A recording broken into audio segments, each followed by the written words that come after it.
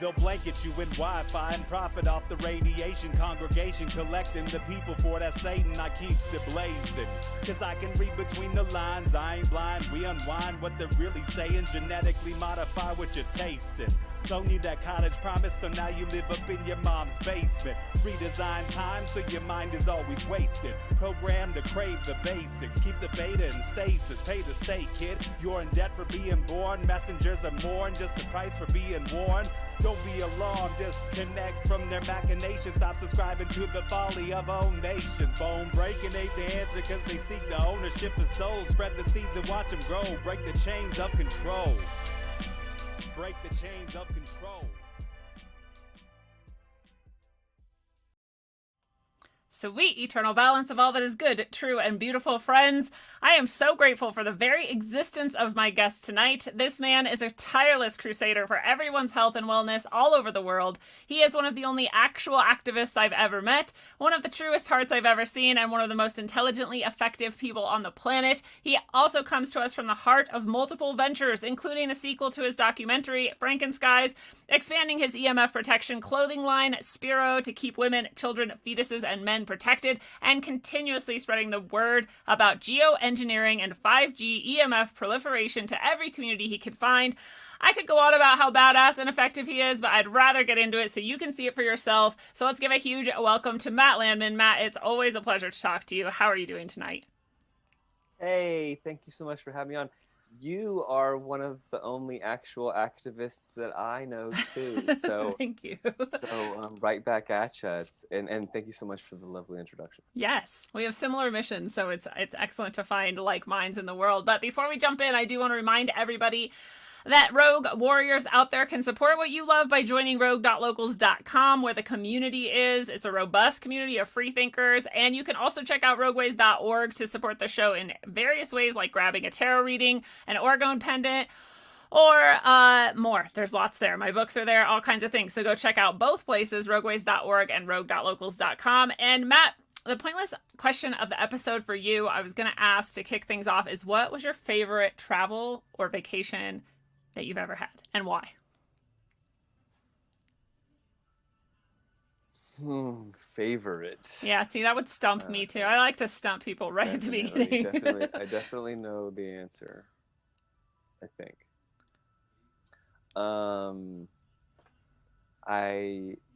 There was a girl, of course. There was a girl. Yeah, there's always a girl in my life. There's a girl in my life, and we traveled around all over. And I actually showed her North America because she was from Ukraine, visiting the U.S. And when it was all over, she went back to Ukraine, and I wanted to. We lost touch. She stopped talking to me. Wow. So I was like, no, I'm gonna go see her anyways. And so I went to Kiev. I went on MySpace. I went on MySpace at the time, and I found somebody that spoke English and stuff that lived in Kiev, and it was this nice girl that had been to work at some camp in New Mexico, like a summer camp thing, and had practiced her English, and she was really happy to show me around. Oh, cool. And she told me I would have been totally screwed without her because where Natasha lived was like on a street that the same name, whatever, and everything's in Ukrainian, whatever, and they don't speak English like you would think. I mean, like who? Like a lot of places do, but yeah, right. So I went to Kiev, and it was like a total random like journey on my own spiritual kind of quest thing, and I got dissed, but we spent some beautiful time together. And then, this is so personal, and then I went to Paris on my own. Wow. And wandered the streets of Paris heartbroken. And then I went home. I feel like Paris is the place to be heartbroken. I think that was a good move. Like you're like, yeah. No, there. it was part of my trip anyways. I was able to get a layover with my like ticket at the time. How cool. I mean, this is back before like I'm talking like MySpace days. This was where I guess travel agents don't even exist anymore, but this was like a this is probably something that still exists. But either way, it was some travel agency online thing booking thing where you could get a longer layover. I guess Kiwi.com and stuff like that. You can like extend your layover in certain places. Either way, I got like a week layover in Paris, so I was there by myself, and it was awesome. unreal. I was so stubborn and not young and naive that like I refused to get like a map, and I was just like, I'm just gonna go see the sights and figure out Paris on my own. And I couldn't even find any road signs because they're like different. It's everything's in French, and like I couldn't even find the Eiffel Tower. I couldn't find anything. And like I did wander through this one neighborhood, and I didn't just look up this one time to see like the most amazing. And then I finally did go up there. I forget the name, but yeah, that journey was amazing. It's more of just like what was it? It was kind of just like a little like for me to see the world and have an excuse. And yeah, I guess that would be the answer. Everything's always been alone though, really. Like I've usually traveled alone. Yeah. You know? Yeah. And it's interesting traveling with people versus traveling alone, because traveling alone you get to do everything you want exactly when you want to, and every once in a while you're like, man, it'd be pretty cool to like share this with somebody. And then traveling with people, you're like, okay, we can share things, but then you also are like, for me at least, I'm like, oh, so we have to do a bunch of stuff I don't care about at times that I don't want to do them. You know, I'm kind of stubborn in that way where I'm like, no, I want to do what I want to do. You know, I went to Maui once and I swam with sea turtles. Can I change my answer? Yeah. That was really amazing. Sea turtles are just like, they're so epic. And being that I grew up in Virginia, like snorkeling is like the coolest thing in the world for me. That's my answer. But how about you? I want to ask you the same question. Oh, okay. Well, I'll give you my answer. But first I want to ask, how big are sea turtles? Are they like turtles or are they like turtles? Like oh man, like you could if you wanted to be rude, you could grab one and they tow you around. Like wow. They're huge. They're like as long as you yeah, they're massive. And they're like 80 or something. They're old. Yeah. They're old and they're cool. They got that and wisdom. They're all over the place. Maui, I think they're like all over the place there or something. Or yeah, it was, or maybe it's the season. I have no idea, but it was just magical for me at the time. Like I've always loved snorkeling and stuff, and that's kind of what drew me away from the city life of the East Coast to California to begin with. But yeah, and you, really quick, okay, where'd you go? I'll tell you, but what reminded me, because my problem when people ask me favorite questions is I'm like, I'm just gonna answer the one I remember because I can't think of things on the spot. But you reminded me of my snorkeling trip down in the Caribbean, and I'm very, very lucky because my brother worked, he learned how to scuba dive, and so he got work on all these boats around the world, and he ended up on this boat. And this boat is the only boat that has the rights to go to this area where humpback whales are calving their babies. Yeah. And so they're eco, like they're water recycling, and they're like, you know, solar, and they're like, Did you swim with humpback whales? Yes. And baby, oh my God. I had a baby humpback whale come to me out of this group of people and like stare at me and like talk to me, and I was like, dude, like unreal. You should go there and you should do like you should figure out some kind of collaboration with them to get yourself down there, because I don't know how you guys could work together or whatever, but like the guy who runs it is like he's another true activist. Like he really cares about the whales. He would not chase them. He wouldn't do anything to harm. Like he'll sit the boat and they will come to him because they've learned over time that like their babies, like they can fall asleep on the floor while the babies like pay attention to the humans. They're like, yeah, go play. It's like babysitting. But he's like the best man. He's such a good person. It'd be so cool. I don't know how. I don't know what you guys would connect out, but it would be so cool. Oh, for sure, geoengineering or anything, and that's an amazing segue to Frankenskies 2, which I was able to get Frankenskies2.com and Frankenskies.com finally, which is a long story, but I have now both of those, and on Frankenskies2.com, which is just launched, you can go on there and upload your chemtrail footage or snapshots. Like you take a photo of the sky and you want to put it up there anonymously. So I love that feature on Frankenskies2.com. All the people listening to this, every single one of them has chemtrail videos and pictures. So all of you guys should go upload right now. That's so cool. Please. Is it to the number or to the word? Frankenskies? The number. Okay. Yeah, putting it in the chat right now. Yeah. And so what's really interesting about, and this is definitely getting somewhere with the snorkeling, so bear with me, is the film Frankenskies 2, Climate Chains, Shackles, not change. Yeah. CHAINS. The film, which is a work in progress, and I wish I could come out with it immediately, but it has to do with a lot of stuff that's probably going to happen in the future, the upcoming future. But I'm working on it best I can, and it's unraveling.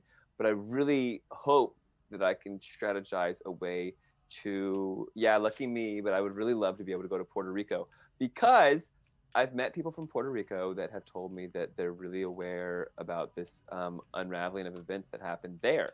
And what happened was, I don't know if you know about this. Do you know about this? No. So they, the World Bank and the IMF and the U.S. government or whatever, they're super predatory. They go everywhere, screwing people over and giving them predatory loans. And then when they can't pay, they end up with their infrastructure or whatever, because they have to pay all this crazy interest on some dam or whatever. And they didn't really realize what they were getting themselves into, because, you know, the U.S. whatever, we're shady. Yeah.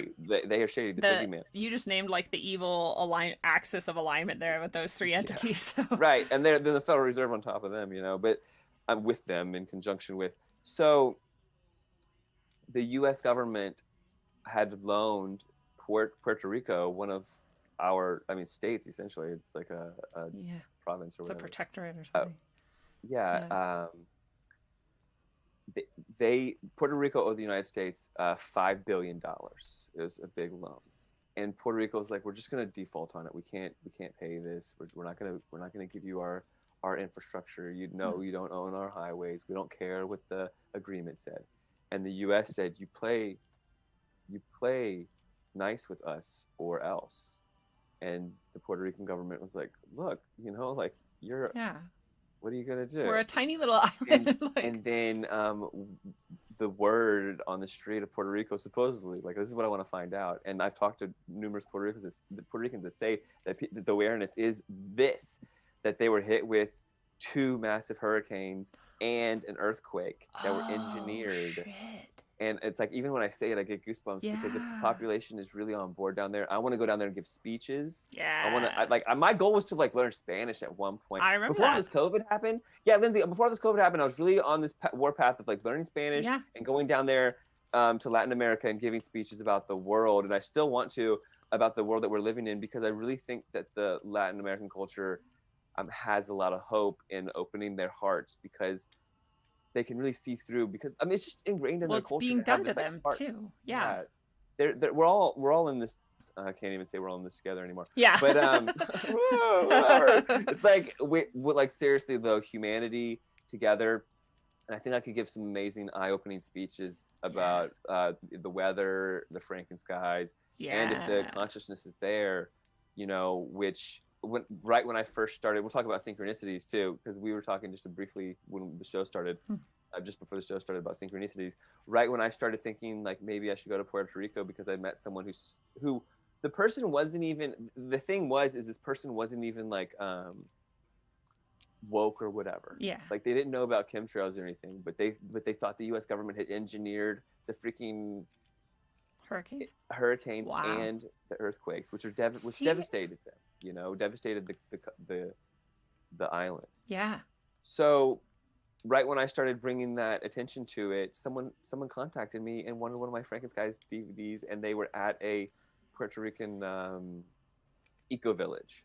So I think that the truth and my mission could do really well down there. Yeah. And it's in the United States, so I wouldn't necessarily have to get some crazy COVID test, which we could talk about that and what have you. And I did some research, and it's a pretty small island, and it would be amazing. And it's not that, and travel is really cheap now because everyone's so scared and stuff. And there's a monkey island right there. And there's really amazing snorkeling is really what I want to do, because that's a dream come true for me. When I go snorkeling, it's just happening. And how close to the Dominican Republic are you there? Well, it's cool because it's the United States. I wanted to one day move down there, because if the SHIT really does hit the fan, you have a lot of easy outs there. You hop on a boat and you're anywhere. And if you go during basically right now or in the next month or so, that whale guy will be doing trips, and I bet that we gotta find the whale guy. Yeah, and he's right there, and I know an eco village guy right there in the DR too, which is the next island over. So I'm just saying. But if you went down there and you didn't know Spanish fully yet, I think it'd be fine, because there are so many people there that do speak English, and you can have an English translator translate your speeches. And if you already have some kind of basis of Spanish, that's the best way to learn it, is to be immersed in it and be trying to talk to people and hear it all around you all the time. So, you could just go. I could give a speech in Spanish. If I had a speech, I could definitely get it translated and then memorize it or read it. I can That's read true too. And speak it. I can read and speak Spanish well enough to get there and go there with it. Hey. But yeah, so Frankenskies 2 is really an exciting opportunity to expose a lot. And if you haven't seen Frankenskies 1, anyone out there, please check out frankenskies.com. That's like Frankenstein or Frankenfood, but our skies, because of chemtrails and geoengineering and all this normalization of these lies and lines in our sky and what have you. But this documentary starts off in the 1920s, and it's chronological timeline to 2017 when the film was made. It just shows the historical documentation of weather modification history primarily. And by the time the film gets to like the 30s and 40s, it makes you really wonder how the media can ever talk about drought or anything like that when we concede rain clouds and what have you, and there shouldn't be any talk of this. But what's really interesting is there's common knowledge like everywhere that like ski resorts, for instance. Oh, you live in Colorado, right? Yeah. Yeah, ski resorts will seed clouds and boost their ski slopes. But when you talk about seeding clouds with some farmland that desperately needs it, you're crazy. You're crazy. You're a conspiracy theorist. It's like they somehow made people capable of not even seeing their own switch back and forth, between 2 points of view that are completely mutually exclusive, and yet they like adopt both whenever needed. Like exactly that. You're like, yeah, we can cloud seed and do that over there, but why? What over here over fires? You're an insane conspiracy theorist. You're like, how? Because I'm just logical and pointing out the actual facts as they stand. Like, what happened to people's minds? The fires will be part of the Frankenskies 2 as well, because it's so important that that's a whole long conversation. I could go there. So one thing is that we've realized that the chemtrail constituents are primarily aluminum and barium, right? And maybe strontium and cadmium and some other things, but especially the aluminum and barium are showing up, and they're in the not only they're in the analysis of our hair and blood and the rainwater right after we see the lines in the sky, and we're definitely it's not corollary anymore. It's definitely, we're seeing it, we're getting the tests, people en masse across the world, we're showing the same constituents, but it's also in the patents of the weather modification patents. And NASA, for instance, has right there, like hidden in plain sight, really, if you just look it up, a Charged Aerosol Release Experiment Program, CARE program. NASA does, and they have a fleet of planes and drones, and they spray the skies, experimenting using the atmosphere as a laboratory, they call it, and they spray aluminum, barium, and strontium to make noctilucent clouds. So there is a program, and NASA has a budget of $52 million per day, by the way. So there's a program ongoing spraying the skies with aluminum. And either way, like whether you want to admit it or not, this is getting in our trees, and it's a patented fire accelerant. That's where I'm going with this. Yeah. So you got these fire accelerants being added to our trees, added to our fires, geoengineered windstorms on top of these fires as well, when we could be making it rain. So out here on the West Coast, we've got PG&E, who used to be Enron, and Enron was this evil energy company that did a bunch of shady stuff, and then ended up, I mean, they were lying about, they're a power company, a big power company, a monopoly, and they're lying and saying that cities were going blacked out because of using too much electricity during a really crazy heat waves. But they had plenty of electricity. They're just charging them crazy rates and then shutting off the electricity. This huge scam, total scandal, right? Yeah. And then they go bankrupt, and then they become PG&E, who is now doing all this shady stuff that's got to go into the film, Yeah. And they continue to do shady things. And what happened, like for instance, in Paradise, what happened, which it's a whole long story, where they're directed energy weapons and how did that all go down. My theory right now, what happened in Paradise is what happened in Santa Rosa, was what happened in the Almeda fire in Ashland just recently, that I have more firsthand experience with, is there's a purposeful surge in the lines, and it goes from smart meter, and they blow because they're being directed with the microwaves that come. So these smart meters are an Internet of Things network that are connected to each other through microwaves, and they connect to the cell tower. Okay. So if that cell tower wanted to direct the energy, it's a directed energy weapon, yes, but not, I don't think it's a cloaked drone like shooting lasers down. I think it's literally like weaponized neighborhoods where they're making these things surge down the line, and they're saying, oh no, it's the forest fires and stuff. So It's pretty Wow. complicated, and it's going to take a It lot of makes sense unraveling. though, because people were talking about these random explosions that would happen, and then fires would break out, and it's like, well, what's causing the explosions? And that makes perfect sense. And so then PG&E comes out and says, "Oh, we did cause the fires. There was electrical surges and electrical fires because of the down power lines." They don't mention the smart meters, and they don't mention the cell towers, but they do claim responsibility and go bankrupt and then offer all these people money and stuff like that. So that did happen, but they just don't give all of the details. Mhm. With the fire here locally, where I live in Southern Oregon, in Ashland, there's so many questions, Lindsay. It's not even funny. But one thing that I've noticed right now is they're clearing out these trees that they say are burned by the fire, and they're untouched. Like I've looked at the bark, and just a little bit of black on the edge of the bark. There was the trees were hardly singed. So I have this theory: if you can embed the trees with aluminum and then spray aluminum in the skies and in the air, and then use these as like little antenna. And then there was arson that day. This is how the fires even started this time. Yeah, there was a bunch of arsonists too in every single one of the fires we saw last year. Yeah, Nobody cared. It's such a story. Well, also the geoengineered lightning strikes in California. There's 11,000 lightning strikes in Yeah, California, that and was fucked up. that all happened, and that was all right on the cusp of it. So when that happened, which is a world record, it's never happened before, and we have this technology to make lightning. Yeah. All of these fires got lit, and it's for the agenda to push this whole climate change thing to corner us in this Hegelian dialectic problem like reaction solution. They're creating the problem with the problem. They're engineering the weather, they're engineering there's fires, and they say, hey, look at this, we have to do something about it. And the end game of what's going to be done about it is these carbon tax credit weird systems, which is like constant monitoring and charging you however much they want for driving and breathing. Like nobody really says, and I love bringing this up, and I've probably done it before with you, but nobody would really guilt trip people enough to say, you exhale carbon. Like, we exhale it. You know? They won't Not yet. they haven't gone that far to be like, you exhale that and stuff. But it's like, the facts are, the planet's really not in this dire need to be manipulated. And the problem is that it's being manipulated already with these covert chemtrail agenda, geoengineering, whatever you want to call it. I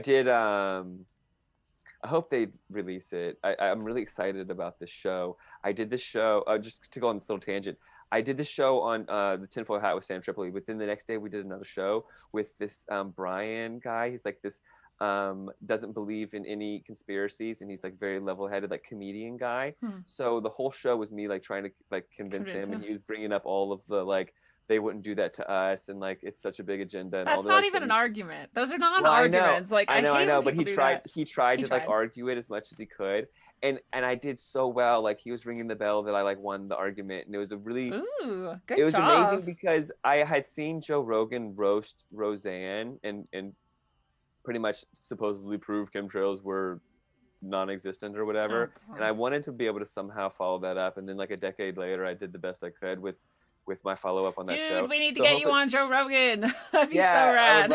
I would love to bring some facts up to that dude. You know what I mean? Because there's some really obvious stuff. But right now they're trying to trick us into geoengineering. They're bringing this into like the mainstream.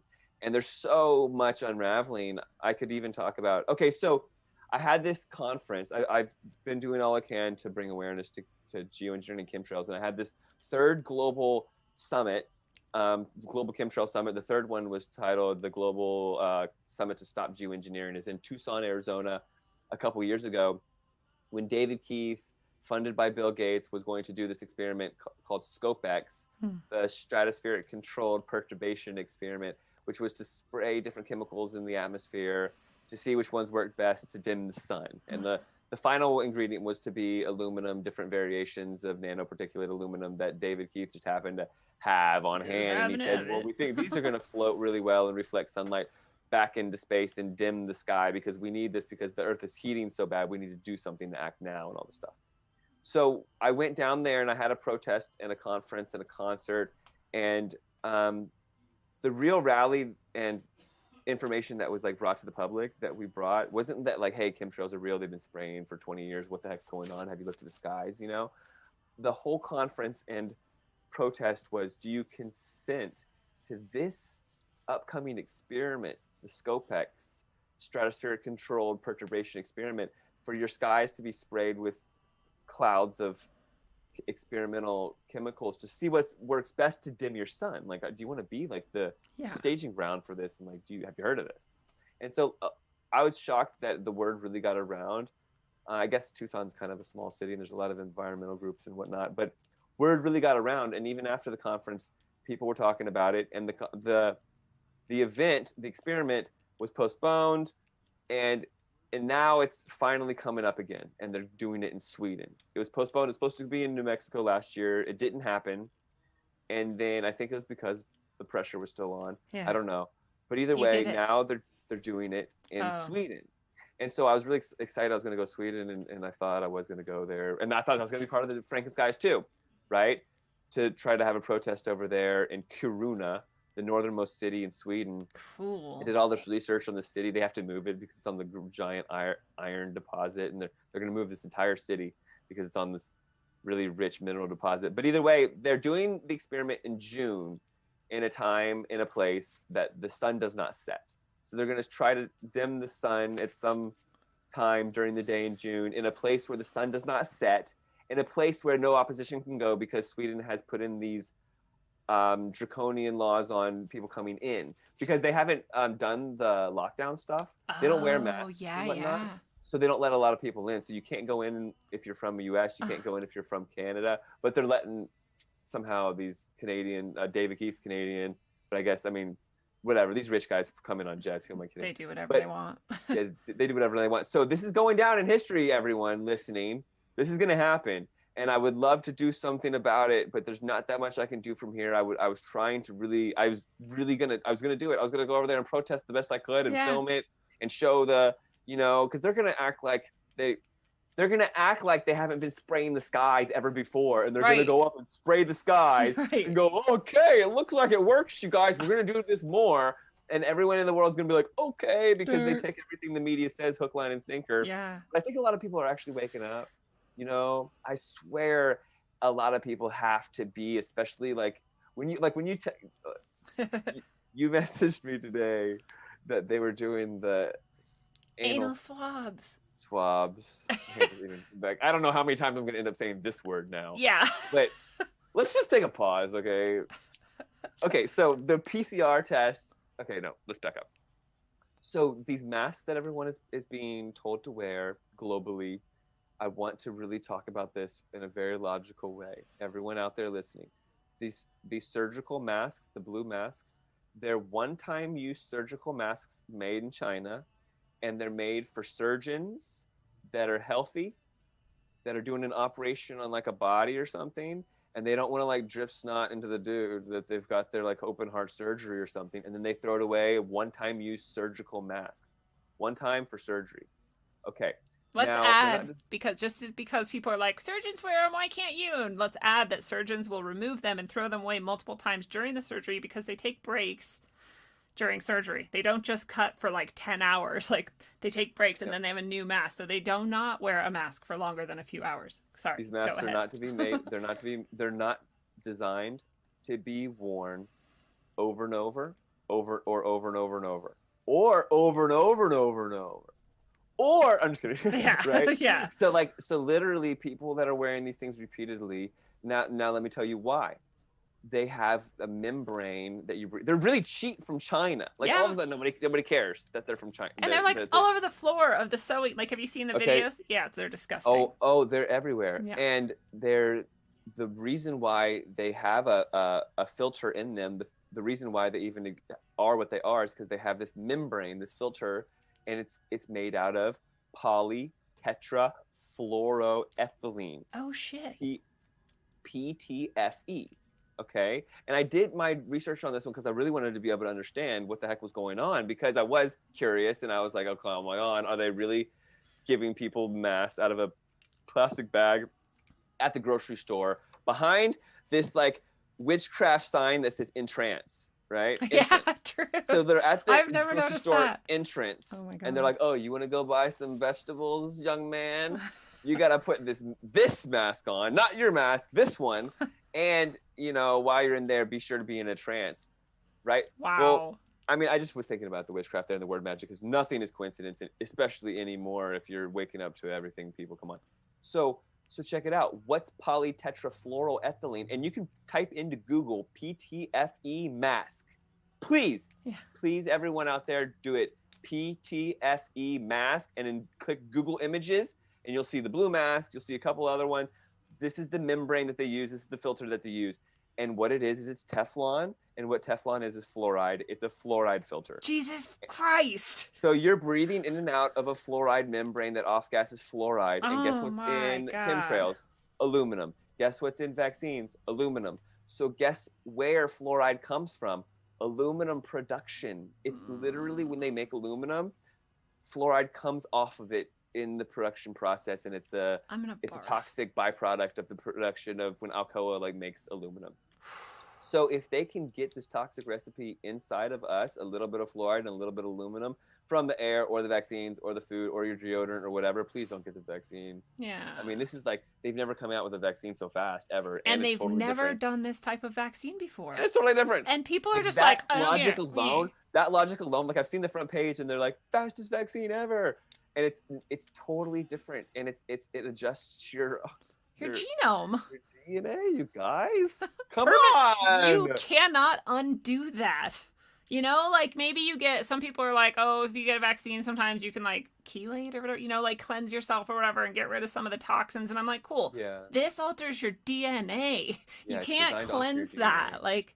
And what I think they want is what they're creating, which I see the writing on the wall when I read the National Geographic and these different, you know, magazines that I used to trust and whatnot. And the writing on the wall is they want to create, it's a hybrid human, but what they want to create are people that have their immune systems ran by nanobots, essentially. Yeah. And so first they're starting like, no, because by altering, like, how are they altering your RNA? They're giving it something that tells it how. They're giving you nanobots that tell your immune system what to do. Dude, and when your immune system cannot operate anymore without its direction, it's just going to need a little bit more updates, and you're just going to have it's like it's the beginning of this nanobots run people's immune system game, which is just like Jesus. I don't even know where we're going to go with that one. Yeah. But we're okay. So fluoride, it's in the water. We realize that it's actually not good, and if you do the research, it's really not good. And I don't know how to even express that to people that think it's good for their teeth, because if it's in your water and you drink it, it doesn't bond to your teeth. There's never been any proof ever that it bonds to your teeth by drinking it so it goes into your gut, and while it's in your gut, that doesn't go to your teeth. So that whole game of like, it's good for your teeth, we're gonna put it in your tap water, you're not like sitting in there soaking your doesn't even make any sense, because when you go to the dentist and they put your teeth in the thing and they put the fluoride in, they say don't swallow, and then they say don't swallow, and it supposedly bonds to your teeth and makes it stronger or whatever. That is like some sort of science that someone that's scientific could argue with me with. They could argue, well, it bonds to your teeth and cha-cha-cha, and I'd be like, okay, well, whatever. I could defend it with, you're full of it, this is a toxic byproduct. Have you read any books? Because there's like, I've got like books on it. Okay, but either way, the fluoride in your tap water makes absolutely no sense. Okay, is where I'm going with that one. So what happens when you've got fluoride and aluminum in your body? Well, fluoride actually bypasses the blood-brain barrier. Yeah. And aluminum usually does not.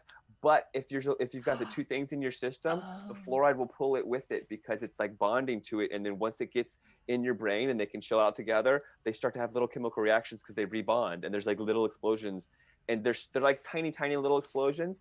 But when you see someone with dementia, just imagine that blank look as little fluoride aluminum explosions in their head. That's what's actually going on. These synapses are getting blocked and there's little explosions going on.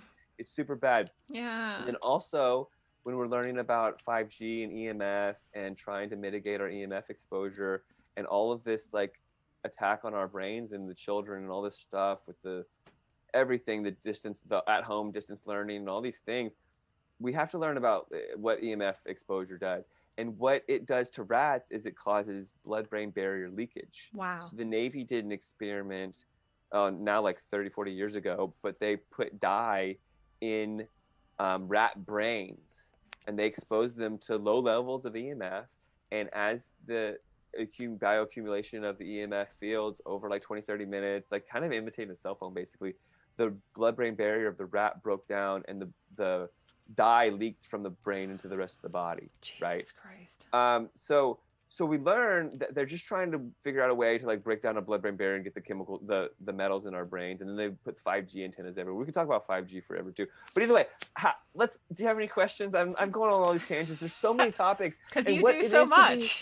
So what it is to be an activist is to wear so many hats. Yeah. Okay. And it's like, I don't say I'm a meteorologist, but I've studied the weather so much that I pretty much could tell you a lot more than those people who lie on the TV and read their script to you.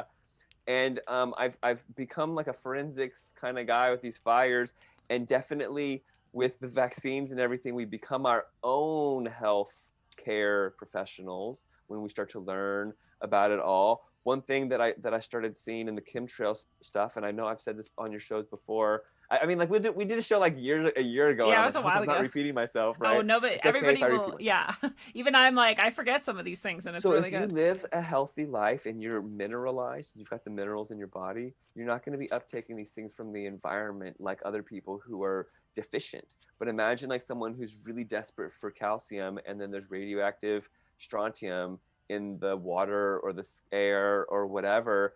Then your body will absorb it, put it in your bones, hoping it's calcium because they're so mineral deficient. They're uptaking other stuff, trying to get what you need. God. But if you're healthy and you don't have a glyphosate, fluoride, diet that's blocking your ability, even sugar will screw you up pretty good if you're like intaking a lot of sugar. Yeah. I mean, I've said it a lot of times. I'm not going to say that either. I'll just be repetitive. Sugar prevents you from uptaking minerals, but also it breaks down the magnesium in your body, and magnesium is like such an important thing for like bones really, and everything like that. Well, like all minerals, like you said, but we're all really low in magnesium. Yeah, it's like a population in general, so it's even worse if you're then adding something that will also not allow you to keep it, Right. So I think it's a 52-to-1 ratio, or is it? Wow. I'm pretty sure it's 52. Yep. So it's a massive ratio. Of every molecule of sugar that you ingest, it takes 52 molecules of magnesium to process. Oh my God. So it's important to get our health, and if you're going to intake sugar, to just like get mineralized and know what you're doing. Oh, like ramen, like instant ramen. There's so many different things that we need to learn as activists, and we all like the thing is what Edward Bernays, who's so smart, and the media is so smart, and the government is so smart. Really they want you to pass the buck to someone else, so that it's compartmentalized. And it's like, no, they're the acupuncturist. They're the dentist. They get to think about those things. And I'm not going to think about those things because they're the specialist, and you leave it to them and you trust them. Yeah. But also we have to be able to discern and kind of learn a broad thing, because I healed cavities with coconut oil. And who told me about that? The freaking internet. Yeah. You know what I mean? Yeah. And what am I? Not a doctor, no. Not a dentist. I'm not a doctor, and I'm not a dentist. And a doctor and a dentist didn't tell me to do that. They're like, yeah, exactly. So there's things that we can learn and discern on our own. And it's super important to do that as like, just being people in the world. You don't have to be an activist to be able to wear these different hats, to be able to look at the chemtrails, look at the sky, and to also let go of things that you've learned before that you think are real. Yeah, like one thing, sorry, but you were one of the people who, because I had never looked into it at all, but people always talk about orgone, and they talk about how it blocks EMF, and I'm like, I don't know if it does or not. It's pretty. And I make it for like a spiritual purpose, right? And I add like a blessing to it, and I send it out in that intention. I never claimed that it blocks EMF, because I think it was you at least that woke me up to the fact that like it doesn't. You can test it, right? Yeah. Yeah. So like there's a lot of like false hope, I think, that's out there, So you could have read some things that were like, yeah, you could totally heal your cavities with blank, and like that would have been bullshit. And then there was one that was actually real. And so it is a lot of discernment, because we not only have to look at all the shit that's coming from the mainstream, we have to look at all the shit that's coming from like the alternative community too. And I think some of that is seeded as like, purposeful bullshit to lead people off down a thing that doesn't work, so that they can make them look stupid and make them dismissible, right? All the other ideas you may have had now that were probably good, and good questions at least, are now dismissible because you got sucked into this like snake oil or this like deceptive little con over here. And I think that that's something that's really difficult about this community, because I think a lot of people can be very attached to like their rabbit hole or their guru or their like chosen thing. And it's like, you know, if we just go back to the basic of like, no, you literally have to question everything. All of it, including yourself, including the things that you've accepted as truth, including your supposed gurus or whatever that people you respect. People watching this show, I hope you question me all the time. You know, I hope you question Matt. I hope you go look it up yourself. Matt's a very good resource and very trustworthy in my opinion. But, you know, you should go find out yourself, because you should also then be able to explain to people, no, check it out. This mask has fucking this shit in it. You're breathing that in. Like, you know, I don't know. Sorry to rant, but No, it's beautiful. that's and you're my right. rant. And I wanted to just finish the thought of the ramen. That cheap ramen has this preservative in it called BHT. BHT. It's 3 letters, and I'm pretty sure it's BHT. And they don't even spell it out in the ingredients because it would be this long, crazy chemical. And what it does is it prevents your body from uptaking minerals for a couple days. Jesus. So it's like, if you think you're saving money by eating really crappy food, you're really, in the long run, you're not doing it for yourself. So yeah, so now we're entering into a world of anal swabs. And I think that people are going to wake up because they're going to see. Oh, I wanted to tell you, when I saw this and you told me about it today, I immediately was like, it's a South Park episode. It's a South Park episode. Yeah. We're in a South Park episode, everybody. And then It's everything, cool. I just started laughing, and I was telling my friend, and everybody was just like, oh man, we can laugh about this, right? Right. Like, let's all Let it have out. yeah, let's have a fun time with it, because I think the more that we can, you know, approach it from the right direction, because they want us to be stuck in fear and hopelessness and, you know, kind of just frozen. Blindsided with the absurdity and the massiveness of the absurdity and the huge amount of people that are going along with the absurdity as though it doesn't exist. Like the emperor really does not have any clothes, and everyone's like, no, the emperor's got a full outfit on. You're like, this is weird. Like, you can see all of the facts laid out and you still can't see the truth somehow. But these anal swab things are weird, right? Because they're doing this in, I think it was Hong Kong or somewhere in China. I can't remember. I hope it wasn't Hong Kong, because then I'd feel like it was like a punishment for their rebellion. I should look it up really quick. But there's a thing that is known, and it's done in spiritual practices purposely to yourself in a way to like to assist yourself in, I guess, like reprogramming yourself sort of. And it's done on purpose in non-spiritual ways to control people's minds, and it's anal stimulation. And something about anal stimulation affects something in your mental world, your emotional world. I don't know, maybe a combination of it. And it literally is like this gateway to some aspect of, if you want to call it this, mind control. And so I'm like, are they like going like full on, like, this isn't working as fast as we wanted, so we need to get things up people's butts? Like, I don't know, I'm not trying to be crazy, but like, this is a real thing that is known, that you like, to reprogram a person, you have to like stimulate that area. And it's weird, and it's true, and I don't know what the fuck. It has to be connected, because why would you ever do that otherwise, right? Sorry to spring that on you. How to react to that? Well, I also read briefly that if you can pass a stool, then they can test the stool. So my local co-op is being a total Nazi, and they're making me wear like 2 masks now. So I figured I'd show up next time with just a bag of fresh poo and be like ahead of the game and see if they let me in, like ahead of everybody else. This is what you wanted, right? Oh my god. Just kidding. It's But I am organizing a local protest on the spring equinox in good. Ashland, Oregon, and it's going to be amazing. And I'm going to tell the world, and I hope that you can come. That'd be rad. A spring equinox. I don't know if I can, but I can try. But seriously, everyone's invited. Go to Ashland. Ashland is just a cool place too, so it's like an awesome trip to take. Yeah, we're gonna do it out of hope and love and stuff. Like at first, what I wanted to do is like, be really upset, but that's what they want. Like, come on, I feel like that they. Okay, so I want to talk about this with you on the air, and I want everyone to think about this. Bill Gates now, so the media is controlled. Right. There's algorithms that are beyond, there's technology that is beyond. And I mean, a lot of this, I think that us truthers are like a glitch in the matrix. And I've been having amazing, weird synchronicities. Oh man, you wouldn't even believe it. So really quick, and I wouldn't be able to have Sparrow, my EMF protective clothing line, which we're both wearing, by the way. Yes, I wouldn't be able to have it without you, and I really appreciate your help, Lindsay. I'm so grateful that I was able to help. Yeah, Lindsay was able to help me, you guys, and she's amazing. So the thing is I've learned so much. Oh my gosh, I could talk about it forever. Could you believe that I have these? Okay, so I've used silver to it's commonplace in China and Japan and Korea that they use either woven steel or woven silver to protect from EMF radiation. So I have these foam bags, okay? So the foam bags are like this, and you slip your phone in and it loses signal fully inside the bag. Well, what was really interesting is these bags are one layer of this silver fabric, and all of a sudden, about 8 months or so ago, some of my customers said that the foam bags weren't working. And I was like, oh. I've tested them, so I know mine works. Yeah, I know. And I was like, send it back. And it worked when I sent it back. And I was like, weird, this is weird.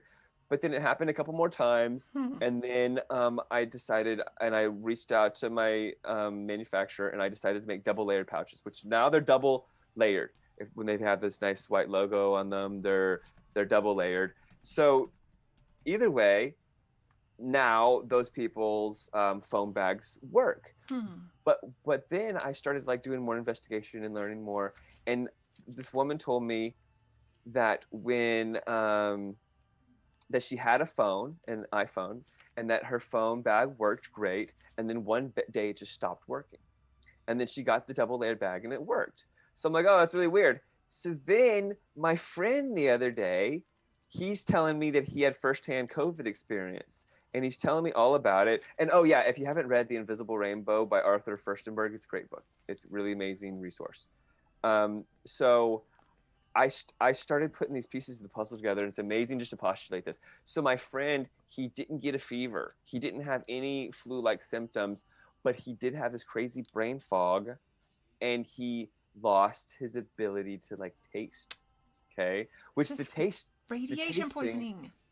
Yeah, I know. The taste, that's where I'm going with this. Sorry. The taste thing has been coming up a lot in the headlines. Yeah. Right? Yeah. And I started to be like, wait, whoa. And I asked my buddy, I go, do you have an iPhone by chance? And he's like, we never did, but we just got one. The family switched plans. And so now I'm learning about 5G, and it's like complicated. There's high band, low band, and mid band. And I used to think that 5G was just like this 1 millimeter sized wave. It's a wavelength, or like their spectrum. Like each telecom company has a spectrum that they own, which is like a bandwidth. Okay, it's like a light bandwidth. It's like, okay, this is an amazing analogy. So we see Roy G. Biv, red, orange, yellow, blue, indigo, violet. Imagine if like Sprint was like, I own violet, and then Verizon was like, I own orange, and then they carry information on those spectrums. And those spectrums have a in nanometers it would be with visible light, but in this case it's millimeters for this high band and mid band spectrum. So for instance, like Verizon's spectrum in their high band is going to be like this range of like 3 millimeters to like 8 millimeters or something like that, and in that spectrum it's higher and different than the 4G that they had before. So somewhere along the line recently, these telecom providers are changing the bandwidth on which they operate to a higher bandwidth, which means more information, more data, more radiation, way more radiation, okay? And if you know about the way these 5G phones work, these new 5G phones, completely different than the old technology. So let me explain. Okay. Here's my old phone. If I text or call or anything, it goes and it finds the signal from the cell tower and it goes on its way. It doesn't interact with other people's phones or anything like that. It's because the signal that this is on travels really far, and it's not this like millimeter size, really short wave that can't go very far. but the 5G wave can only go like 500 feet or something like that. So it has to be this Internet of Things technology where it's actually just pushing along all the information to the next closest thing. So all of the text messages and all the video and everything from everybody's phone can only go, let's just say, a couple hundred feet. So it's this like, it's this relay system. So your phone in your pocket isn't just doing the radiation from what you're doing. It's doing everything that it can to get everything around it and pushes it a little further down the line in this like relay. My bones when you talk about right? it. Yeah. So that's what 5G is. So all these, so imagine this diabolical, and I'm just posing the argument because, and then it went, so the thing is, what was really crazy is when all this started, there was this conspiracy, controlled opposition potentially of, oh, they turned on 5G in Wuhan and people dropped dead on the streets. Right. It wasn't like that. It wasn't like 5G is this pervasive thing all around us all at once and Elon Musk and his satellites and all that stuff.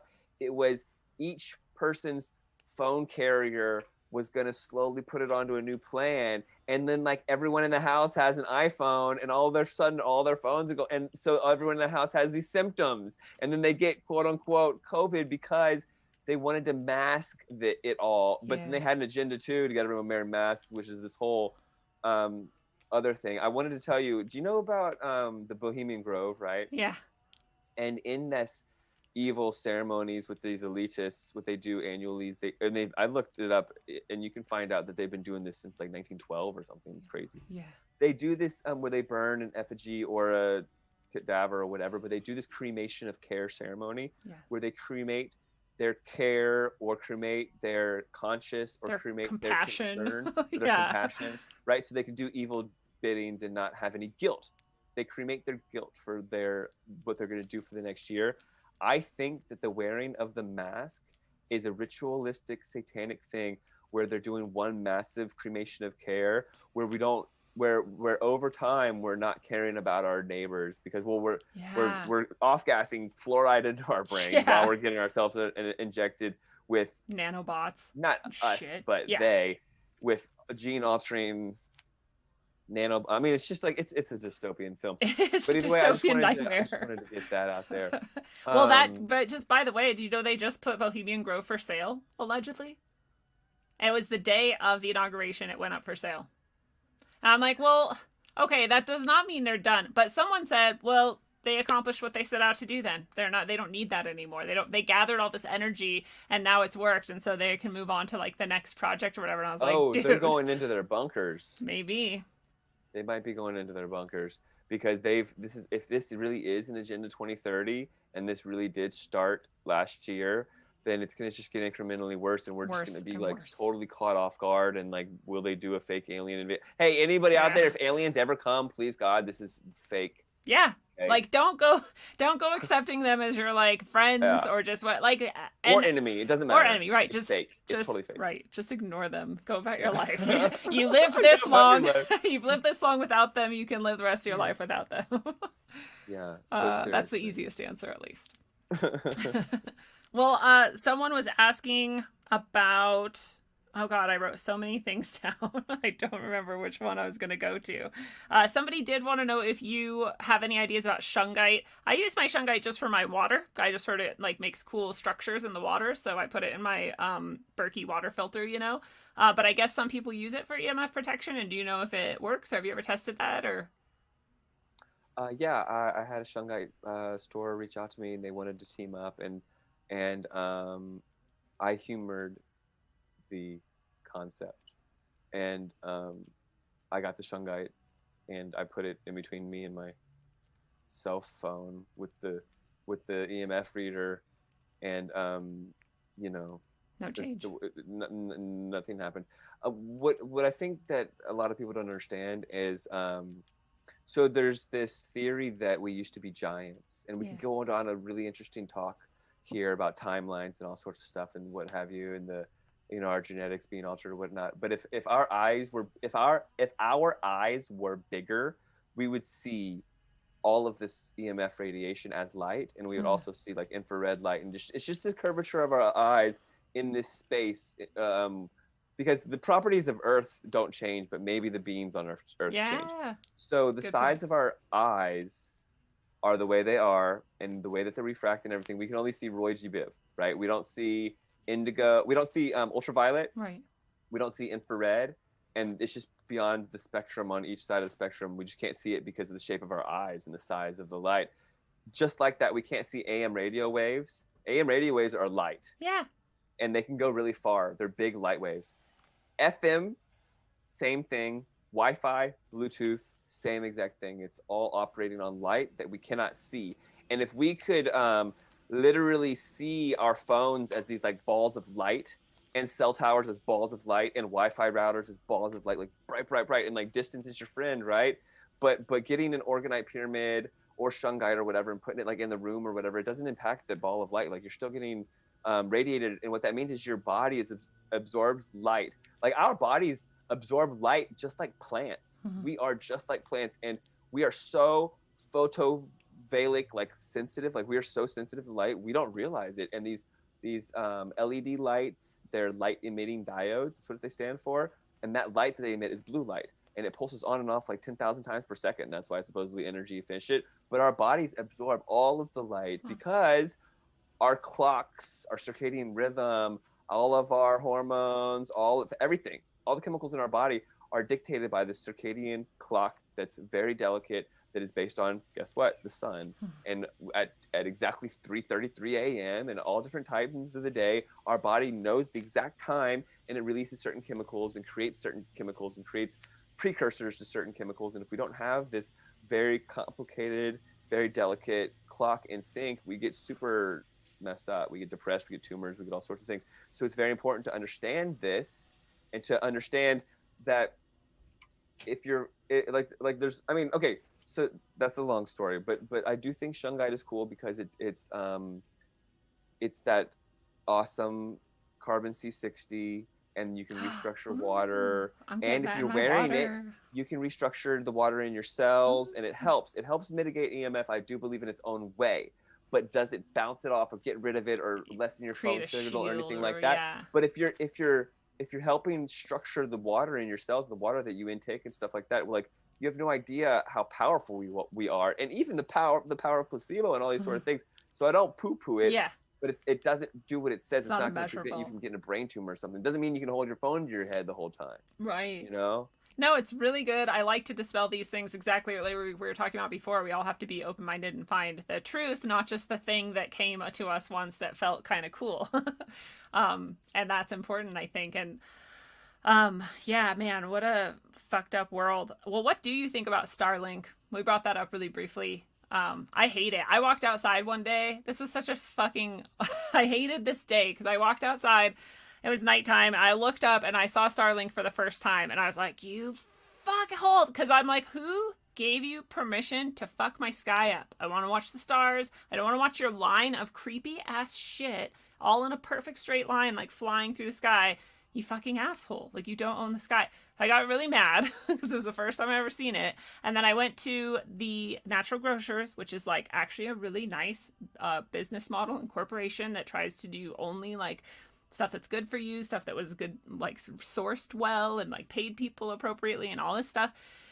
And they, for the first time in this entire debacle, were like, oh, you have to wear a mask. And I was like, oh no, I have a medical whatever. And they were like, no, everyone has to wear a mask now. I was like, you're Natural Grocers. Like, you know that this is bullshit and bad for us.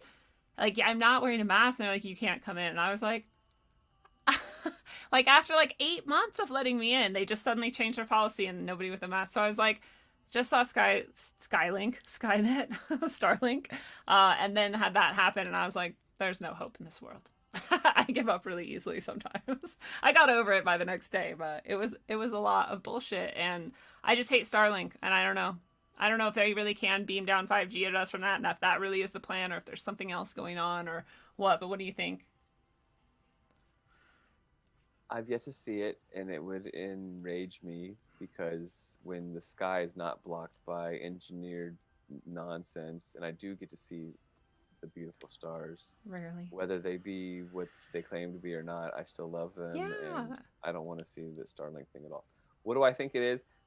Well, that's a long story because I think that 5G phones and 5G on our doorstep, and also the vaccine agenda and all these other things is a plan to sterilize Yeah. humanity. If you watch the movie Children of Men, or Utopia. uh, Have you seen Utopia yet? no, It ties in. Handmaid's Tale, definitely. They always tell you. Um, yeah, you got to watch that Handmaid's Tale too. Um, the Handmaid's Tale in the future, the only commodity is fertility, and very, very few women have it. And it's a very weird, satanic, weird movie from also 1990. But I want to talk Gross. about Schwarzenegger's film Total Recall. In this massive Hollywood hit, which I believe to be predictive programming, mind control kind of thing, Arnold Schwarzenegger thinks he goes to Mars, but in the end, he doesn't really go to Mars. He just got a chip in his brain because that technology exists through some transhuman like link up kind of weird dystopian future. Okay, he didn't really go to Mars, but he got the chip in his head that said he did. The memories implanted. So now here it comes along Elon Musk, and he's introducing to us Neuralink, and he shoots a convertible into space. It's totally bogus and looks Totally, fake yeah. as crap. Even if you And can then- go to space, that is bullshit. Yeah, that's a whole nother story. I mean, like, yeah, Right. totally. And then also like his rockets. Have you seen his rockets? No. He's like, all of a sudden we've got rocket technology and we can now land rockets. Oh yeah. And Where it comes back down, it's supposedly. It's such an insult to intelligence on humanity and this on God's green earth, because it's just footage of a rocket in reverse, and it's quite Yeah. obvious. Like rockets don't just all of a sudden land. You can't just make things propel backwards. But either way, he takes footage of a rocket taking off and just puts it in reverse and says, "Now we can land rockets on Mars." So is he really going to go to Mars, or is he just going to use Neuralink to implant people's minds? And it's this push into transhuman, and he's got this son named Archangel, Yeah. AI Archangel, unknown variable. That's the kid's name. His name is Archangel AI unknown variable. It's those three words. I'm not Jesus sure the Christ. exact order. And then in the mom is Grimes. And she, if you saw, did a very predictive programming music video back in November before this thing happened. They're wearing masks in this satanic dance choreographed thing. But she's super evil, and she sold her soul in an art exhibit for like 10 million or something. But she I sold remember her learning that. soul publicly. Jesus. Okay. No, I wasn't saying metaphorically. Yeah, actually she sold literally did it. her soul publicly as like this, like, I'm an evil person. Look at me go. So you've got this evil, and they are in California. It's like the Bay Area, San Francisco, which is becoming totally dystopian with all of this, right? And you've got a whole generation of kids that are told to socially distant in California. Okay. California is like the biggest state that does the mandatory vaccines. They're the biggest state that's doing this weird new world order agenda, and they're having kindergartners stay at home all day on distance learning. No talk of physical education. No talk of all the radiation that they're getting. And you will see a generation coming out of California that is unable to reproduce as adults. Okay. And then what happens then? They push this transhumanism agenda, like transfer your consciousness into a cyborg version of yourself to live forever to save humanity, and all this weird dystopia comes out of Silicon Valley. And I think that California might even split away because they're the bread bowl. We're going to have a food shortage maybe, and there might be a literal split away of California. In The Handmaid's Tale in the film, not only is there that no one can have children, but California has like broken away in like a U.S. Civil War, and they're like, oh, we can't get fruits and whatever. I didn't know that. So it's like, I definitely see some weirdness coming out of it all, and Elon Musk is poised to be like this kind of transhuman. Like, look at my son. I think his son's going to be the first big one to like become it or whatever, like the hive mind or whatever they want to try to, the singularity nonsense. So what do I think of this charade in the sky? It's probably high altitude weather balloons with fucking spotlights on them. Yeah. And that's it. And it's just to convince and us. That's it. Yeah. And he's such a joker that now he's the richest man on earth. We know he's not the richest man on earth. The media just wants us to think he's the richest man on earth. Okay. So all of a sudden, like I've studied stocks. I've traded stocks like when I was 15 years old, my mom was like crying. My dad had left us and we had nothing, and she's crying about money, but we still got the newspaper and it had the money section. Yeah. 1995, you know? I didn't know what to do. I was a busboy at a diner, and I started trading stocks. That's so rad. And I learned about it, and Tesla stock is so overvalued. It's ridiculous, and it never should be this much, and it never should have made him the richest man on earth. But not to mention, he's not the richest man on earth because it's Rothschilds and all these other people. Yeah. But the new world order wants people to think that he's the richest man on earth now. How is he richer than Bezos and all this? Come on. Yeah, seriously. Come on. So all of a sudden you got this guy, this like superhero kind of figure. He's like the transhumanist savior. Yeah, he's the transhumanist savior, and I think maybe he's also sold his soul. Seems like it. I had a friend that knew him personally, and he said every time he talked to the dude, he was just housing ice cream like it was nobody's business, like not organic, just like eating crazy ice cream. Like, I think probably the guy's like possessed or something like that. Yeah. But either way, what is that in the sky? Nothing to do with 5G. 5G can't travel that far. Like, dude, they need a cell tower. Like, have you seen in Houston? They're putting like these towers in people's lawns, and they look like these it's like they're 4 foot tall by 3 foot, and like they're these generator-looking things in their lawn, like Verizon 5G in your lawn. Oh, yeah, sorry, in Houston. They're just taking it. They're not even check out asking. my Instagram. This is like if you haven't, and it's on my Instagram too. Sparrow Gear, the article we put up on there too. And we made like a little meme of it, but you can't put links in Instagram, or can you put links in Instagram? You can in the comments, but not in like the description for some stupid reason. In the comments. I think so. You have to be like link below and then comment on your own thing. Okay. So, thanks. So, anyways, yeah, I don't trust it. I don't like him, and like he's a weirdo, you know. And he's not the richest. And then for them to all of a sudden say he's the richest man on earth when all they do is lie through their teeth.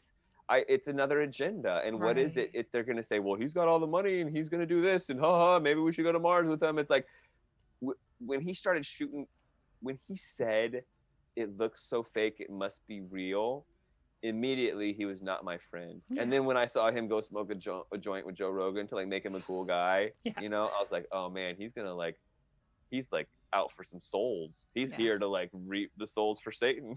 Seriously. Like he's really doing Satan's evil bidding.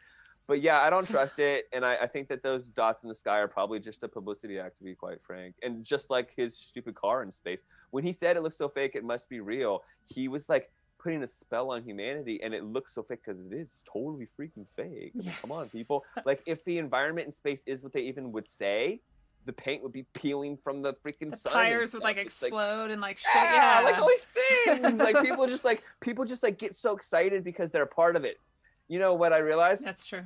Is we've been indoctrinated and programmed through our lives about zombie movies and apocalypses and stuff, and now people are so when people go and pay that exorbitant amount, like $15 to go to the movie theater, or 12 or whatever it used to be, I guess we can't even do that anymore, not where I live at least, but when people used to go and pay and go to the movie theater, they had this temporary suspension of disbelief, and it's this thing in the movie world where like anything goes, and you kind of like ignore logic and rhyme and reason, even if it's not like a superhero movie and you don't like question things exactly. But when you leave, you're supposed to step back into reality. But now that we're in a horror dystopia, these people, everybody out there that is excited about wearing their mask and driving around in their car wearing their mask, they are, fear driven, but also their ego is being stoked because they're finally living this Hollywood reality movie series or whatever that one day they think that they can tell their grandchildren about and like brag about being the survivor. I wore a mask. Yeah, right. It's like, but it's Hollywood did a really good job setting this up for them. That's a good point. The same. Yeah. No, you're right. It's like you never ever stop that suspension of disbelief anymore. You're just like, anything's possible. And it's, I was just bringing this up the other day. I don't know if you remember Wag the Dog, this movie, you know, and whatever. There's the part where he's like saying like, oh, we need you to put the cigarettes in the movie or whatever. And they're like, well, it's in space. You can't smoke in space. And he's like, well, just tell them that we like made up the thing and that's what happened. And they were like, okay. And they did it. And I was like, that's like our reality now though. we're like, wait, you can't like stop people from getting a virus by wearing a shitty mask that doesn't actually filter 100% of the air particles anyway. Like, what's about? Oh, we'll just tell them that it's like whatever, and like people are just like, oh, okay, yeah, it's whatever. I won't question that. Yeah, you're you like, can't get you into never left the Capitol theater, building. like you said. You can't just enter the Capitol building with all the security and not to get straight gunned down. And the media is going, siege. They're using the word siege. Do you know how insulting that is to the intelligence of the freaking world? But they buy it. So, like, this is the thing that they're saying. This is how they got them to buy it. They're like, oh, we'll just tell them it's racism. And now, like, 100% of people who believe that it was a siege or whatever, like, they're calling it, believe that the reason they got in is because they were white. I'm like, I don't think you understand the United States government, and this is their seat of power, and how much force and control they have. They wouldn't even need and to... they knew there was going to be a protest that day. It's not like they were caught off guard. It's all part of this stupid story to get all, like, problem, reaction, solution. And now they're like, well, we have to make DC a state, because if we didn't make DC a state, we can't see how we couldn't get, like, our fucking military there in time to like stop people because there was all this red tape. But if DC was a state, then the mayor could just order the guards there and they'd be done. And I'm like, it's never been a problem. We've had so many protests. We have snipers on the roof. Like, there's no reason people couldn't have been held back, even with invisible-ish weaponry, right? Like active denial systems and all this. Like, they have shit that you wouldn't even notice. Just everyone would just go away. And they didn't even use that. I mean, like, do we not remember, like, in Seattle? The like, WTO. Yes. Yeah. I mean, people were like, so, yeah, and what I was really, do you know Chance at Interverse? You guys ever chat? No. There's an Interverse podcast. Yeah, you should connect with him. He's really cool. So, Interverse, I was on there ranting over and over and over, and on a few other shows, and I'm glad that I at least was heard by a few people. I was really adamant about this whole Q being psyop. CIA is so obvious, okay? And especially with the whole don't do anything, drain the swamp, and like taking away everyone's responsibilities and like giving away your true power and all this. Go ahead. BLM too. You know, each side had its like full on psyop, and they both fucking fell for it. Okay, so really quick, I didn't have it for this show, but I did this little update or something. You might have seen it on Facebook where I did a 2020 recap, and I wore a blindfold and I held the sign I can't see, and I talked about how unreal it was that there were people holding signs saying I can't breathe while wearing masks, but not relating the two together. Yes. It was like complete witchcraft. I actually thought that those people at first my initial reaction was like, yeah, they're protesting the masks. Me too. Way to go, people. Yeah, I know. A lot of us are probably really excited because but they actually hijacked that it was so so smart. And I mean, it's just so strategic. It was obviously planned from the get-go. But either way, by being out there saying, I wish I could have been heard a little bit more about that whole thing, and I hope people are still listening. But Q is obviously CIA, and for him to be in the Capitol building with horns on saying Q sent me, it's like, yeah.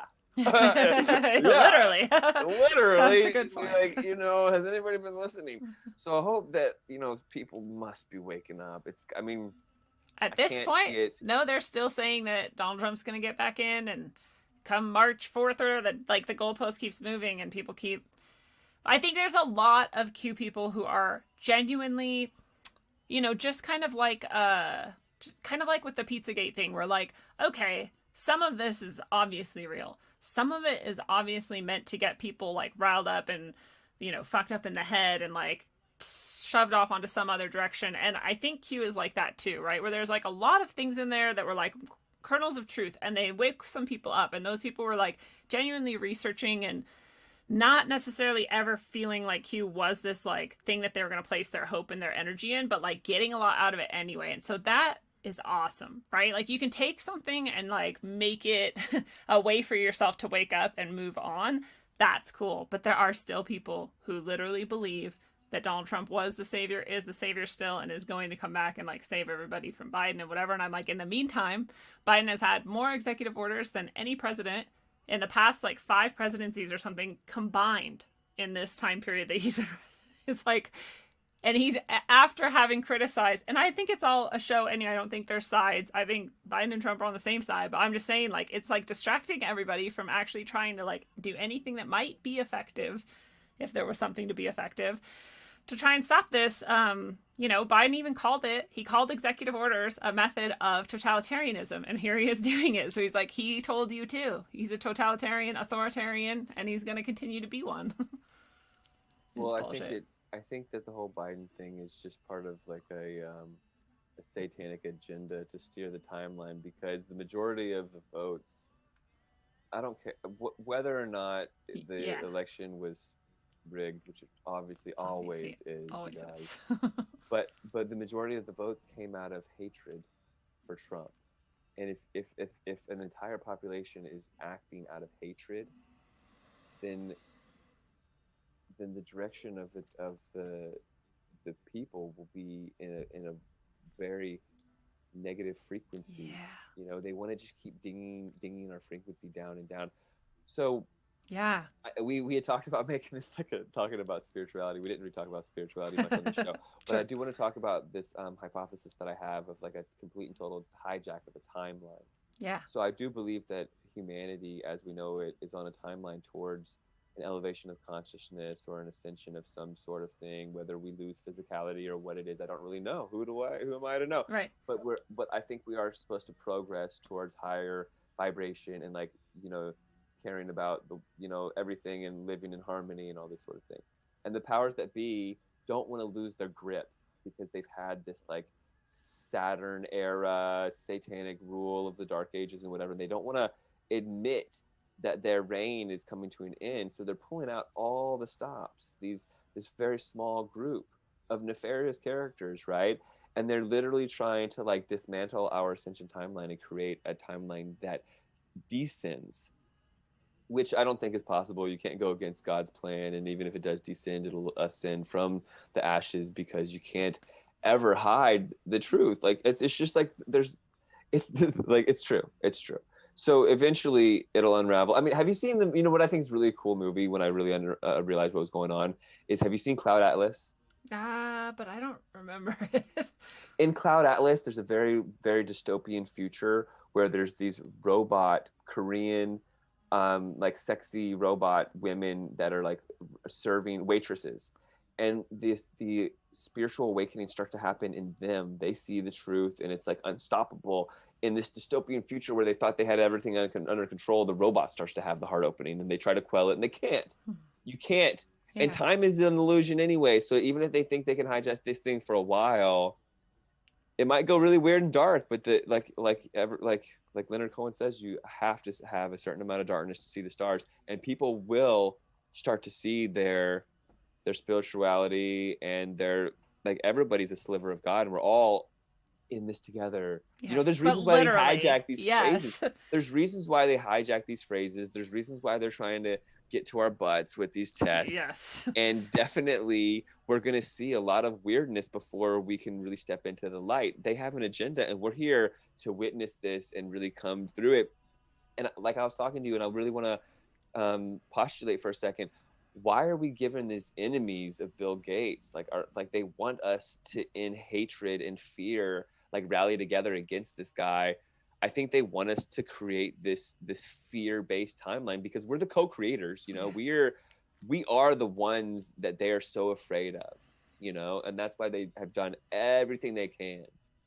But when they look into their evil little crystal ball and they see this dystopia that they've created because of all the things that they've done, that's on a timeline where they haven't had the reaction from the universe of sending all these starseeds here to react to the crowd that they're trying to pull off. They have no idea what they're doing or who they're messing with or what they're trying to do or what part they even play, because they're going to ascend eventually too. True. It's just like, it's like the whole thing is very fascinating. And I really pray that we don't have to witness a complete and total darkness to see a sliver of light, to really have this thing open up. But we're here to really play it out.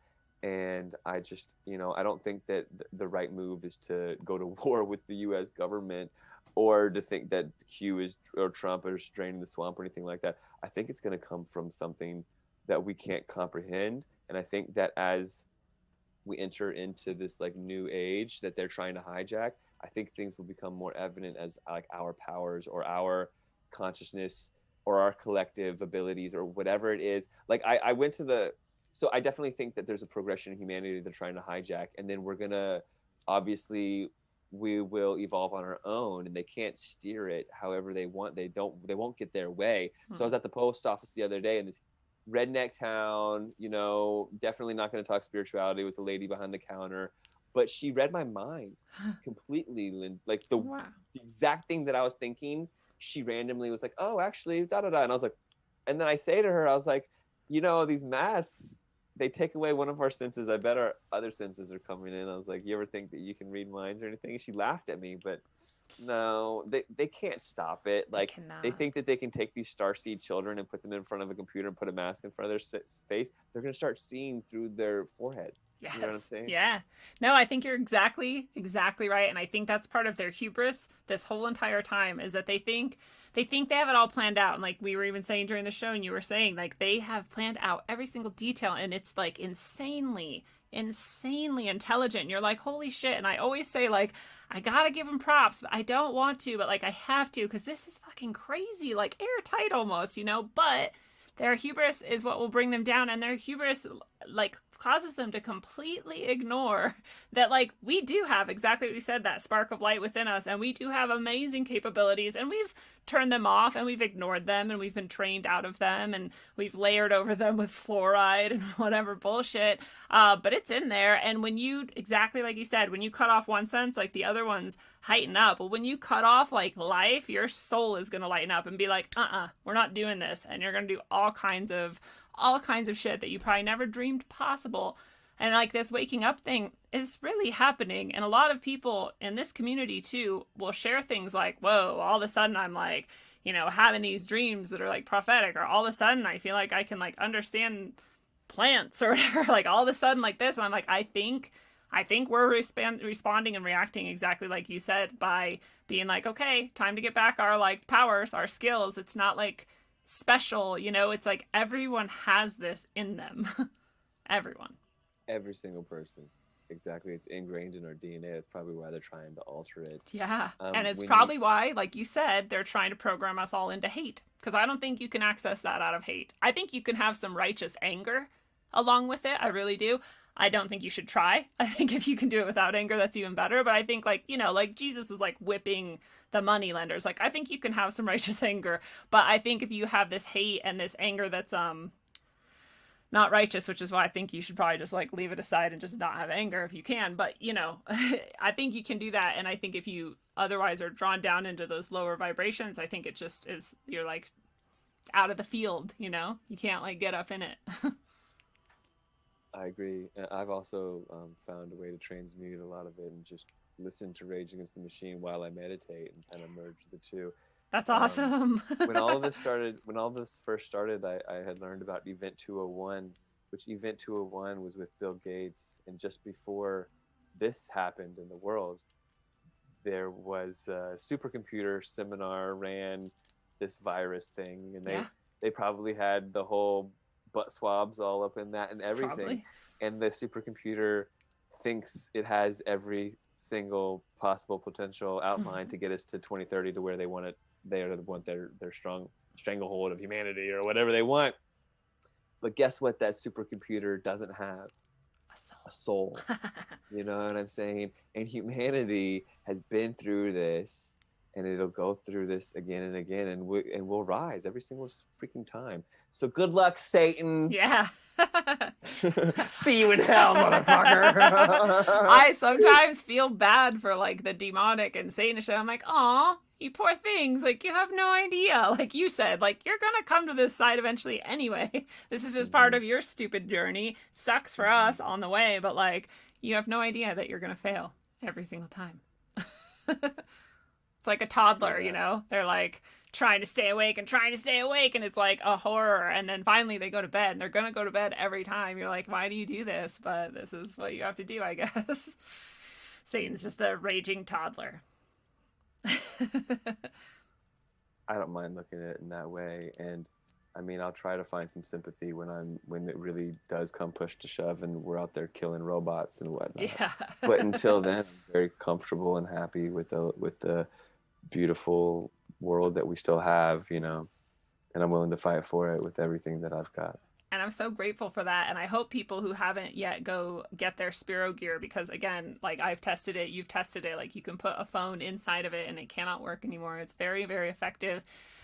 You don't need other methods that may or may not work when you have something that you know for sure does. And it also is supporting beautiful work and a beautiful cause, like getting Frankenstein's Stew done and getting more and more Spiro gear available. And so I just really hope people go do that. And I hope maybe you will do your next venture can be like, you know, like robot zapping devices or something like, you know, things that people can buy to like fight back, little EMPs or whatever. And a smart meter shield. Yeah, Snake Jones in the chat was saying earlier, like, I wish I had a smart meter shield. I'm like, I wonder if we could do that, like direct it away from our house. I guess then we'd be sending it at our neighbors, but I don't know, something like that.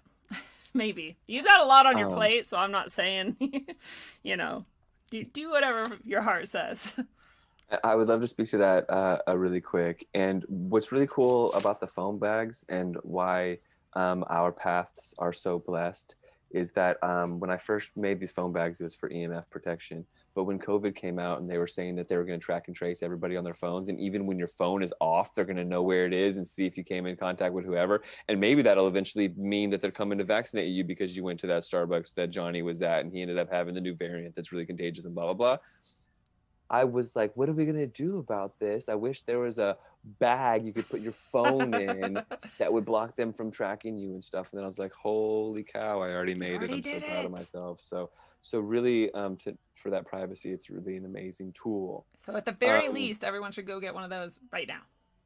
Yeah, I hope that you all can. They're really nice. Sparrowgear.com, SPERO. Sparrow is a Latin word for hope, because we're bringing hope to the next generation by offering protection and showing them that you can actually live a protection life and transmute all this stuff. So for the smart meters and the guards of the smart meter, first of all, pester your power company. See if you can get an analog meter. It might be a little bit more money, but a lot of places you can still get those old meters.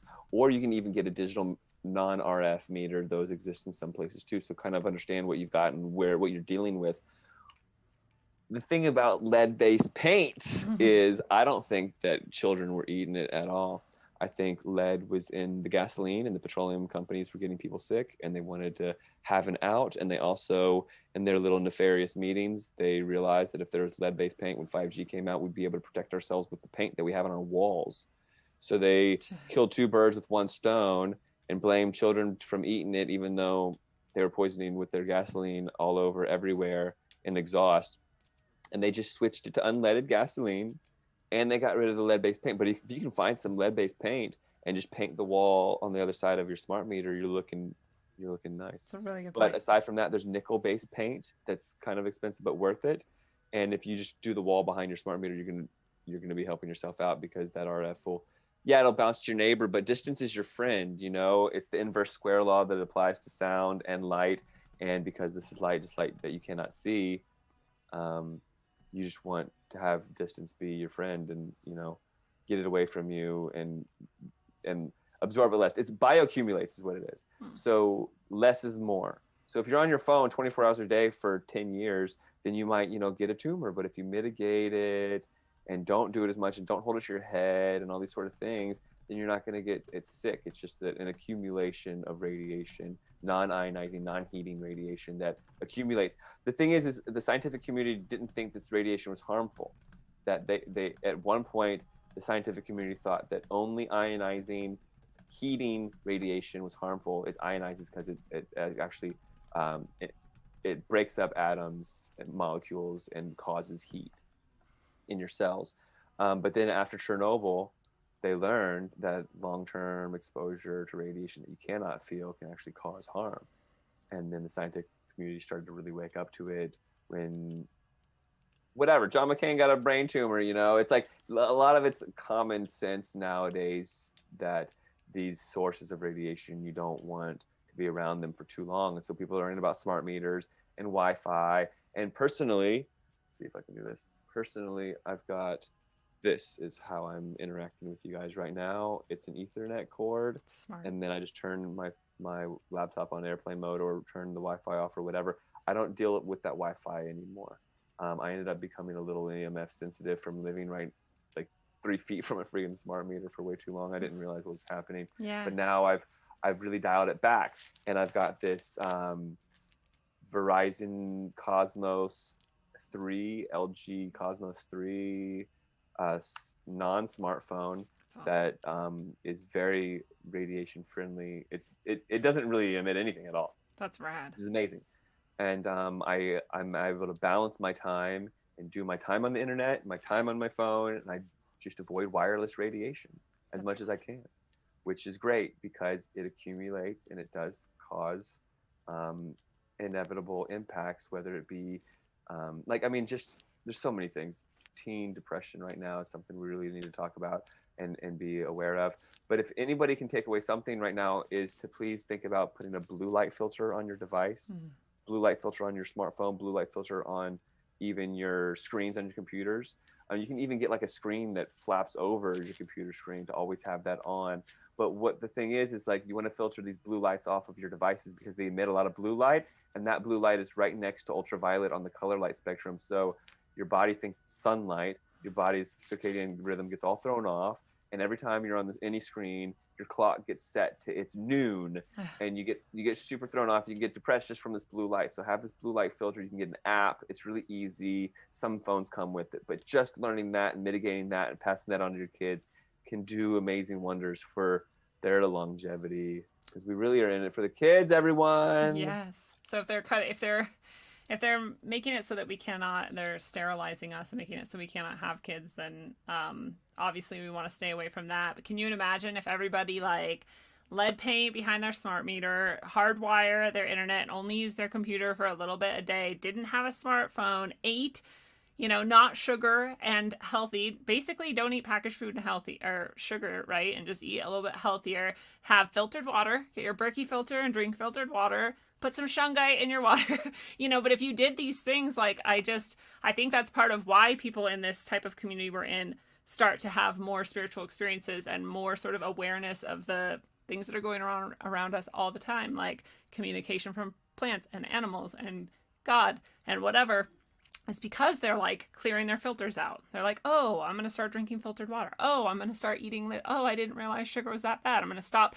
And you're like, each layer that comes off, you're like, get the message a little bit clearer. And you can vibrate higher. Yeah. And I think that message is like stronger and stronger. Like you said, like the universe is like pumping it in. Like, here, if you guys want it, it's like so strong right now. But there's just so many people that are breathing in fluoride and injecting it and like eating top ramen and sitting in front of their lights and sitting in their radiation stew, and it's we can all do a little bit like that and keep the light alive and keep the network of light alive, because we need it. And you can also get those eyeglasses that are blue light filters, so then you don't have to put like a filter on everything else. You can just like wear it, but I don't want to wear glasses all the time, but you can do it. But Matt, we've had so much of your time. You're such a wealth of information. You're such an inspiration, and you're such a hope giver. Like everybody who ever listens to you, I think, comes away with like a lot more hope than they had before.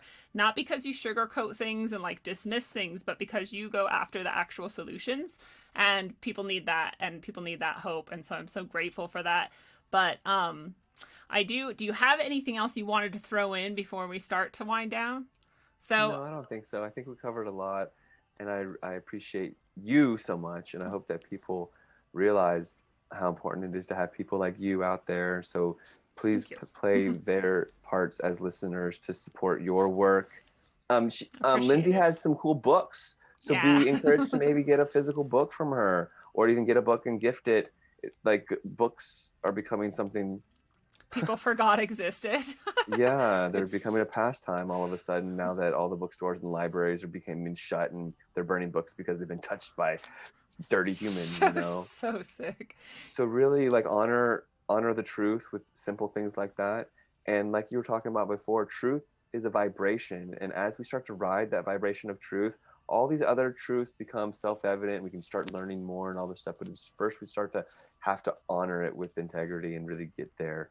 And that doesn't mean kidding ourselves and being bad to our bodies and accepting these falsehoods and lies and and and believing the propaganda, right? We need to honor it. And if your neighbor's getting the vaccine, we need to step up and say, hey, have you done the research? We have to be that voice of reason where there's not much of that around anymore. Yes. Yeah. And it's really hard to do a lot of times because people have been programmed to respond really violently and angrily to anyone challenging their paradigm right now. It's that hate and that anger that they've been amping up, and who knows how EMF is feeding into it or whatever. But it can be hard to talk to even people we're really, really close to right now about things like that. And just to share with them, like, by the way, just before you inject this stuff, like, maybe think about these few things just once at least before you do it. But it is so important because the more people we lose to all of that, I don't know where that's going to go. And so you're absolutely right. And where can people go to connect with you further to get Spiro gear, which they need and should go get right now if they haven't got it yet, or to go to any of your other projects that you're working on? Yes, please check me out online. There's a few different places. Please on Facebook, Matt Landman. Also on Instagram, Sparrow, Spero Gear, Gear, and then also sparrowgear.com. It'll take you to sparrowprotectionclothing.com, but sparrowgear.com is good. And then frankenskies.com for the movie, frankenskies2.com for updates on the second movie. And if you want to help with that or submit your chemtrail photos and whatnot, Actual Activists, plural, please check out actualactivists.com. Amazing resource for peer-reviewed vaccine studies, 5G information, chemtrail information, fluoride information, you name it. And if you scroll down, I guarantee no matter who you are, you'll learn something about the occult. And there's so much information on health and keeping your body safe and lectures and all that sort of stuff. So I want to make it into more, but for now it's just a one-stop shop resource for truth. But I want to make it into a social media platform where you can fund activism and all this stuff and have different connect resources. With people on projects and yeah, that. And I especially want to have a resource like a TV guide for all these cool activists like yourself. Like, how can people find you and other podcasts like you? Because it's all kind of like scattered around, and you go to YouTube looking for something and all of a sudden they're telling you what a contrail is through Wikipedia in the subheader or whatever, and you didn't even ask them to tell you how to think. You know what I mean?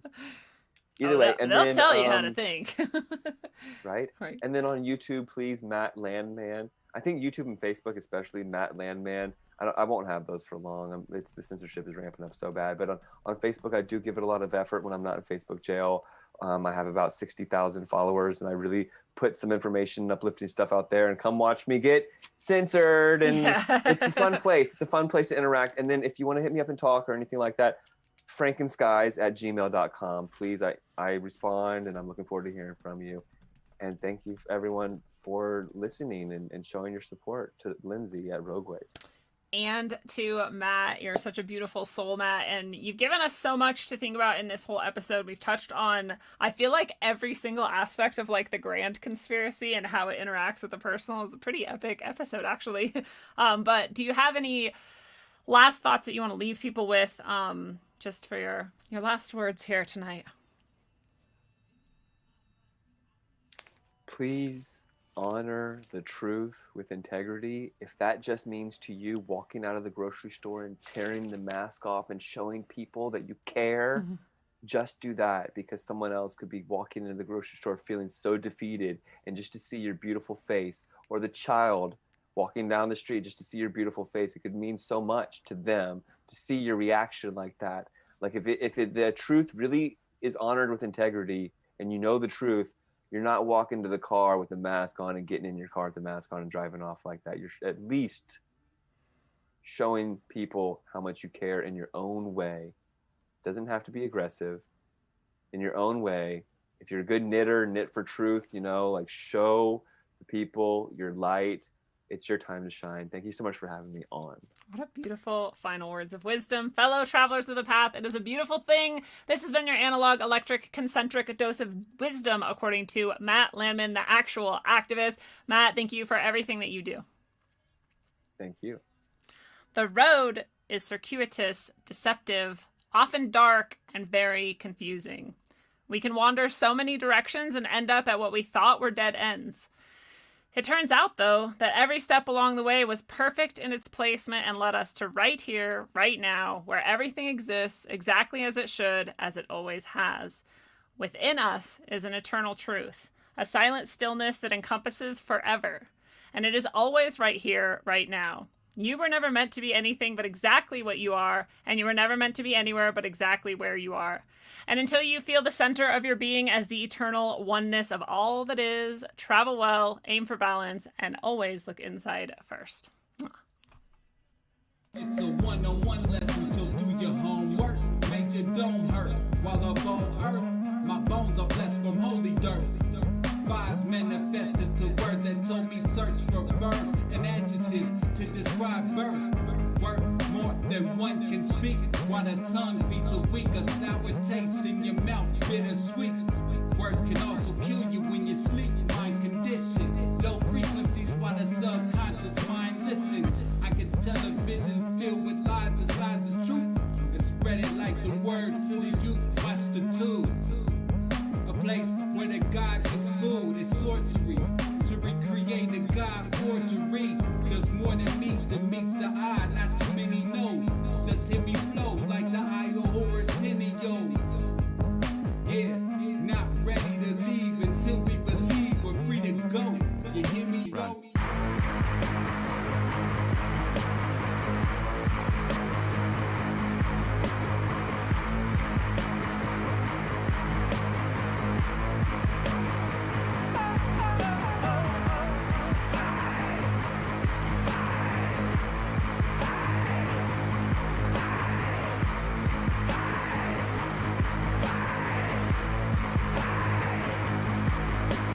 Sculpted from the ether, the material will eat ya. Stuck on this plane, lanes use jet fuel to greet ya. The dimensional 3, hey, meeting me on top of the 4th. Didn't climb Jacob's ladder to squab with a sword. Forged with ink drizzle, branched out. Try quiet your lamps now. Ascension past the matter that they slam out they damn mouths. We ain't on land now, but they over understand. Sacrificing wisdom, hoarding dumber, kosher, wicked hands. Putting faith in worthless worship of the mortals. Artificial portals, mass ingestion of the black goo. Bioengineered morsels, conversing with machine elves. Bypassing maggots, they stuck on Android screens now. I'm scrolling emerald tablets. Moloch living lavish, off the backs of the savage. Them clasp hands at the Sabbath. Smack of energy damage, they done twisted the tongues. With nanotech in the lungs, the awakening's begun. All they really can do is fucking run.